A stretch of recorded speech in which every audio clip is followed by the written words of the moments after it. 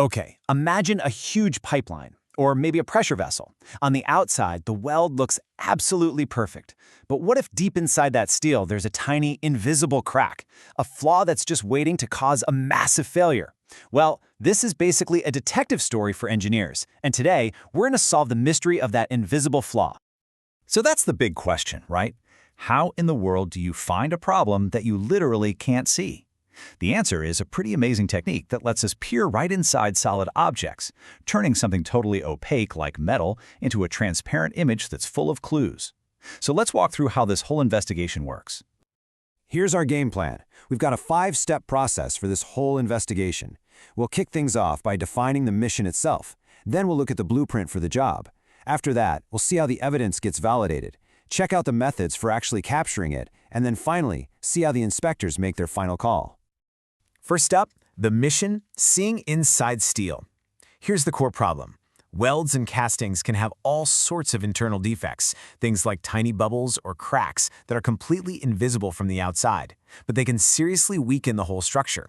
And that's exactly why we need a super reliable way to find them without having to cut the part open. And that solution is radiographic examination. Honestly, the best way to think about it is like a medical X-ray for metal. We pass radiation through a part, and instead of a doctor looking for a broken bone, an inspector is hunting for flaws in the material.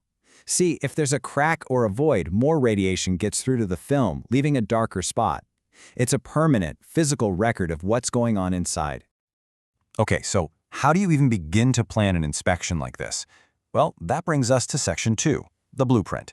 You know, just like any good detective work, a successful radiograph doesn't just happen. It all starts with a super meticulous plan to make sure absolutely nothing is left up to chance. And that plan is a formal, written procedure. I mean, every single variable has to be spelled out ahead of time. What kind of material are we looking at? How thick is it? What radiation source are we going to use? And how far away does it need to be? They even specify the exact brand and type of film.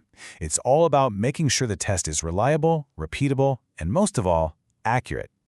And you know, before a single X-ray is taken, the surface itself has to be prepped. The official standard is crystal clear about this. Any weld ripples, any roughness, it all has to be smoothed out. Why? Simple. You can't have a simple scuff on the outside getting mistaken for a critical flaw on the inside. You got to start the investigation with a clean scene. Now, this brings us to a really crucial question in our whole investigation. How do we even know the X-ray is working correctly? I mean, if the setup is off, we might miss a flaw even if it's staring us right in the face. That's where we need some proof. And that proof comes from this brilliant little thing called an image quality indicator, or IQI. It's basically a small, standardized piece of metal that has features of a known size, like tiny wires or little holes. You place it on the part when you take the X-ray, and if you can clearly see that specific wire or hole on the final image, you know your technique was sensitive enough to find a real flaw. It's like the test has its own built-in ruler for quality. And believe me, these aren't just random scraps of metal. As you can see here, IQIs are highly engineered precision tools. You've got hole types with perfectly drilled holes and wire types with wires of very specific diameters. Every single dimension is standardized so that an inspection done in one part of the world is validated the exact same way as one on the other side of the planet. So how do you pick the right ruler for the job? Well, the code makes it super simple. It provides a table that literally tells the inspector which IQI to use based on the thickness of the part. There is zero guesswork. You find your material thickness on the chart, and it points you to the exact IQI you need. So the test is basically validating itself with every single shot. It's brilliant. Okay, so our plan is locked in and our method is validated. Now it's finally time to actually capture the image. This is where we get into the real art and science of what's called radiographic geometry. Generally speaking, there are two main ways to go about this. For something simple like a flat plate, you'd probably use a single wall technique. The radiation just goes through one wall. Easy enough. But for something like a pipe, you might use a double wall technique. Just picture shooting an X-ray through the side of that pipe. The radiation has to pass through both walls. The trick is, you only look at the image of the wall that was closest to the film to check for flaws. And this shows perfectly how the setup has to adapt to the part.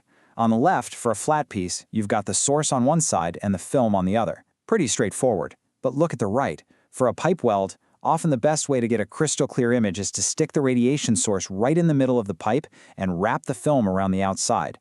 The shape of the part completely dictates the method of the investigation. And there's one last critical step in capturing this image: location markers. These are just high-density markers, usually lead numbers, that get placed on the part. They show up super clearly on the film, creating a kind of map. So if you find a flaw on that film, these markers let you go right back to the actual part and say, the problem is right here, exactly 2 inches from marker 7. It's what connects the 2D evidence back to the 3D reality.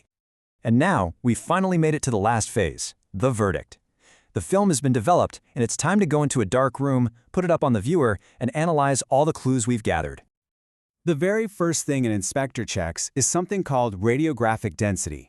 That's really just a fancy way of saying how dark the film is. And it's a really delicate balance. If the film is too light, you won't see the fine details of the IQI. But if it's too dark, that blackness can actually hide a small flaw. You've got to hit that perfect sweet spot. And the code gets really specific about this. The darkness across the area you're actually inspecting can't vary by more than about 15 to 30% compared to the darkness measured through the IQI. This rule makes sure the entire image is uniformly high quality, no spots that are too light or too dark to make a good call. And just as important, the evidence itself, the film, has to be pristine. The standards are really clear here. The film can't have any artifacts from the development process. A scratch, a water spot, a little piece of dust, any of those things could look like a real flaw. You just can't have false clues messing up the investigation. Finally, every single detail of this whole investigation gets logged in a final report. This is the official case file. It has everything, from the source distance to the film type, and most importantly, the final verdict. Is the weld accepted or is it rejected? This paperwork provides a permanent, traceable record of that component's quality. So when you step back and look at it, the level of planning, the precision, the proof that's required just to find one potential invisible flaw in one piece of metal, it's incredible. It really makes you think, doesn't it? With this kind of meticulous process, ensuring the safety of the things we build, what other invisible systems of trust and verification are out there, quietly keeping our world running safely every single day?